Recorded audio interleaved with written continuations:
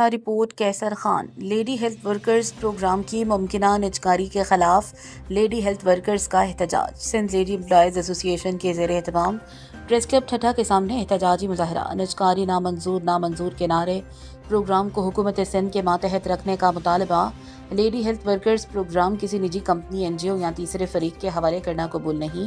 نجکاری اور out sourcing کا فیصلہ فوری واپس لیا جائے۔ پروگرام حکومت سندھ کے براہ راست انتظامی کنٹرول میں رکھا جائے۔ مالی سال 2026-27 کے لیے گزشتہ مالی سال کے برابر بجٹ۔ مجموعی بجٹ میں 10% اور ایندھن پول کی مدد میں 20% اضافے کا مطالبہ۔ تمام خالی اسامیوں پر فوری اور شفاف سرکاری بھرتیاں کی جائیں۔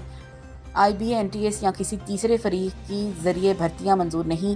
مقامی خواتین کو کمیونٹی بیسڈ پالیسی کے تحت بھرتیوں میں ترجیح دی جائے۔ 15 سال سے ایک ہی پے اسکیل میں خدمات انجام دینے والے ملازمین کو اپ گریڈیشن، ٹائم اسکیل اور ترقی دی جائے۔ Service structure, service rules, pension, retirement, فوائد اور ضروری ادویات و طبی سامان کی فراہمی یقینی بنائی جائے۔ مطالبات تسلیم نہ کیے گئے تو احتجاج کا دائرہ مزید وسیع کیا جائے گا۔